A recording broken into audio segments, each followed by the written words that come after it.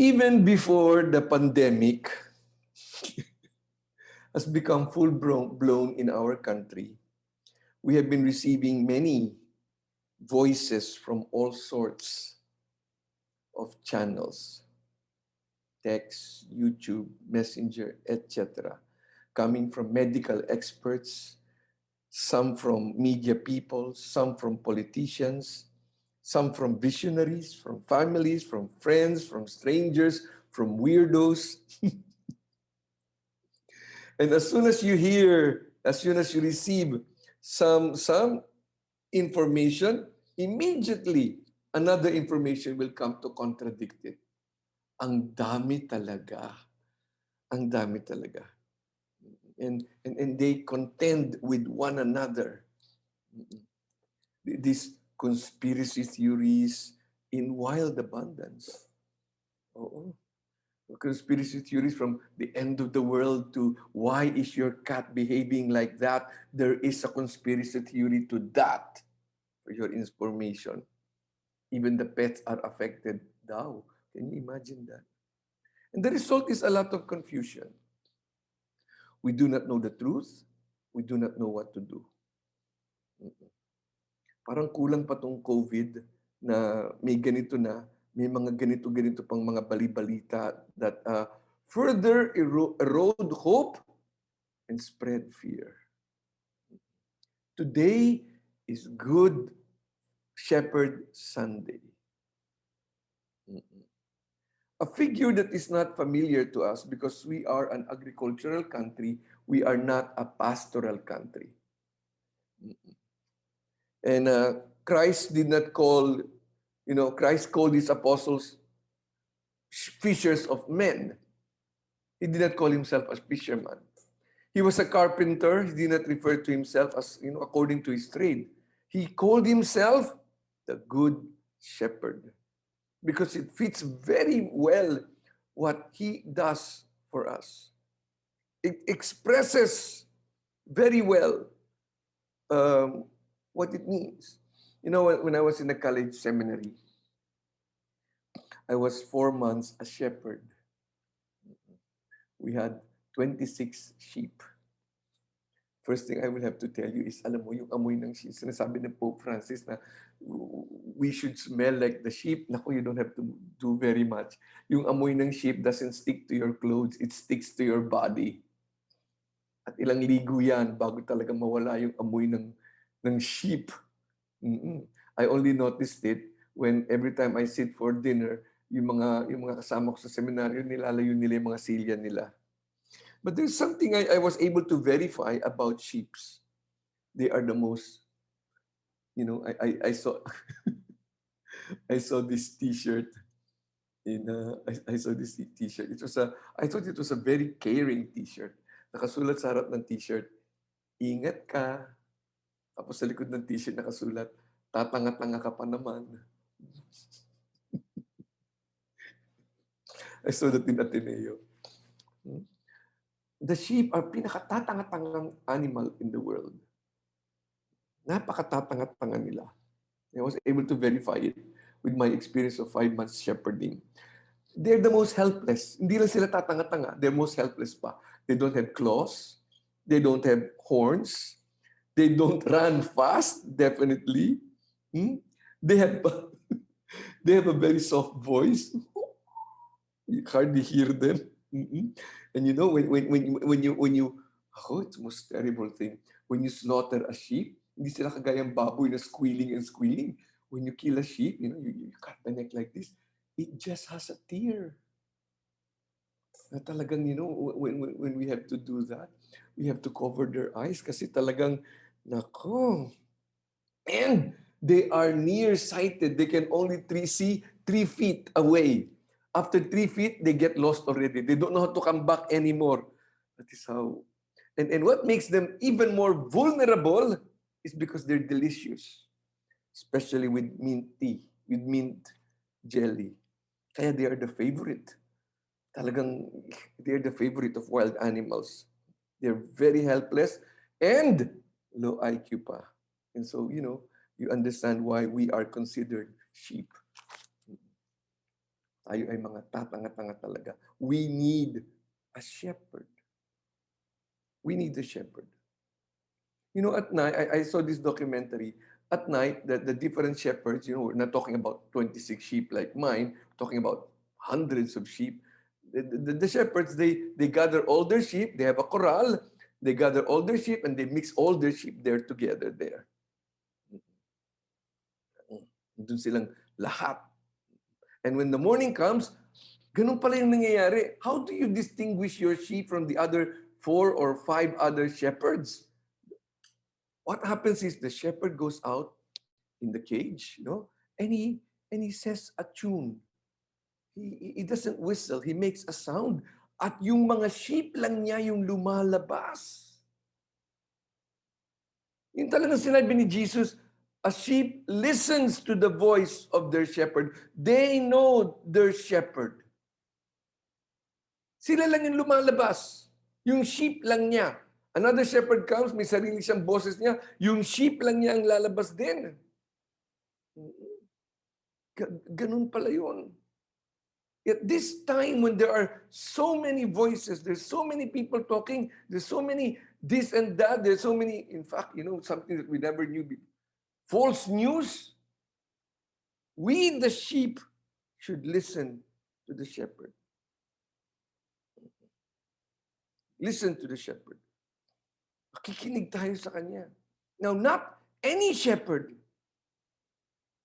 There are shepherds who are, Jesus said, hirelings, bayaran. They're in it for the money. They really don't care for the sheep.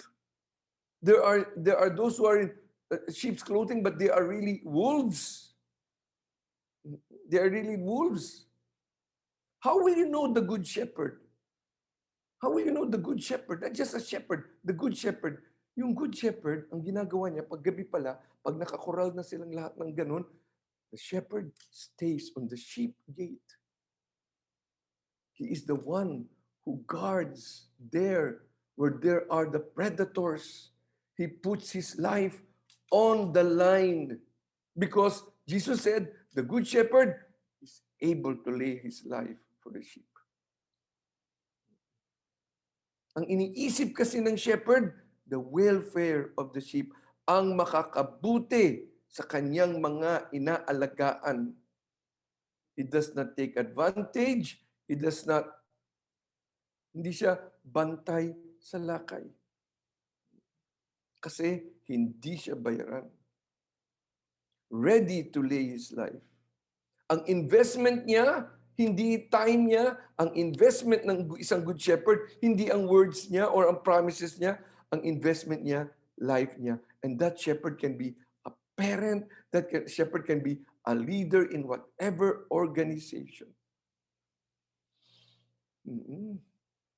Sometimes in my job as a psychologist, Father, hindi nakikinig yung anak ko sa akin. My sheep does not listen to the shepherd. Hindi nakikinig sa akin. Bakit? Bakit? Bakit hindi nakikinig? The factor there is, nakakaramdam ba siya ng malasakit? It's not enough that mahal mo. Nararamdaman ba niya yung malasakit mo? Sumusunod kahit gano'n mo siya kamahal, hindi ka niya marinig. The test is, the test, kung dapat kang pakinggan is your malasakit. Your malasakit. Kasi kung may malasakit ka, mapagkakatiwalaan ka.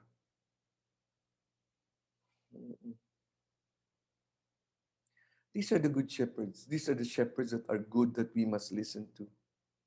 And not just, we listen to the shepherd. Yung may malasakit sa akin.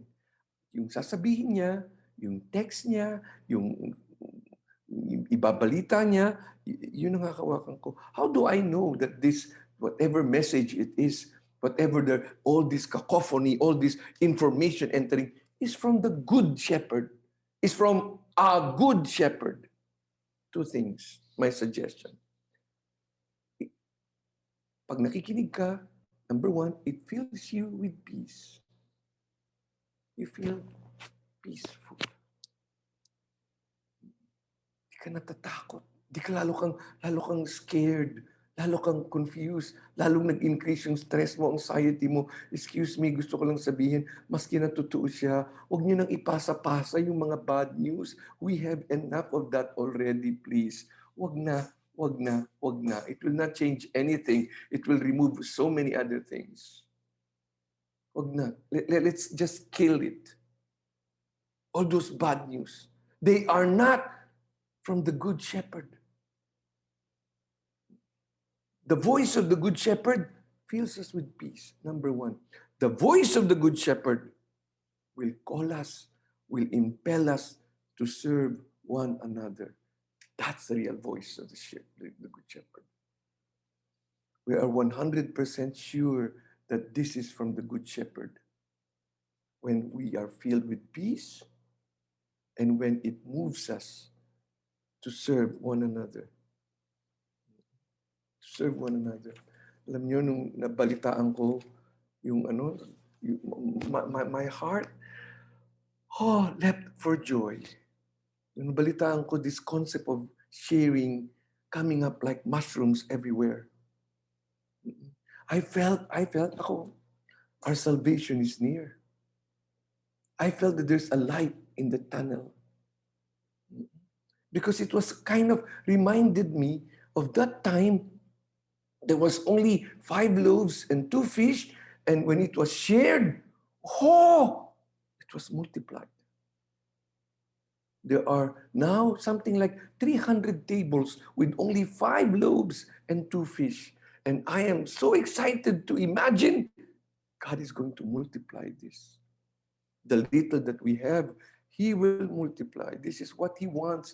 This is the transformation He is probably waiting for. And that is how He operates. That is how He operates. The little that we give.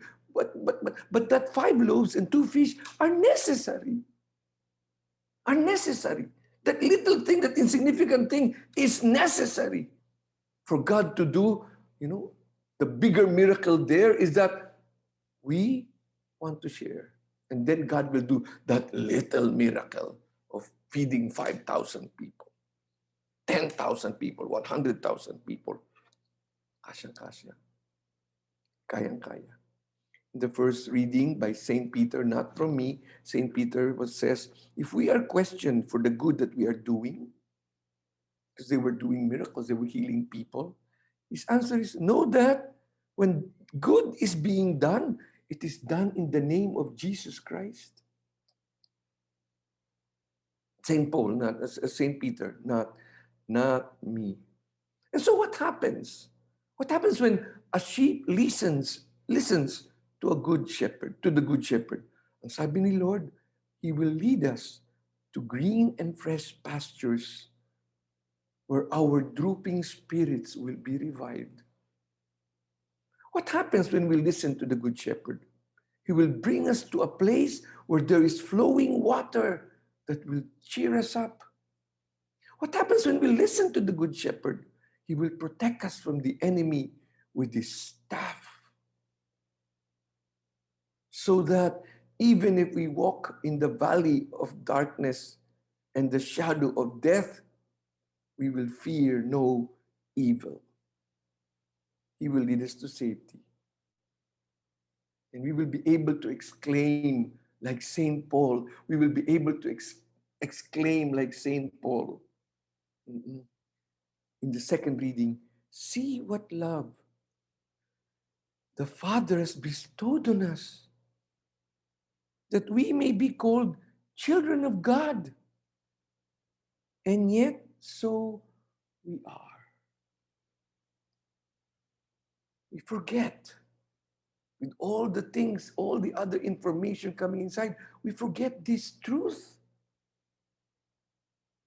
This is not an allegorical statement. No. And this kind of shepherd to whom we are sheep, we are children, lays His life for us. Ito lang po sana ang ating pakikinggan. In the name of the Father, Son, Holy Spirit. Let us pause for a while and allow God to talk to us.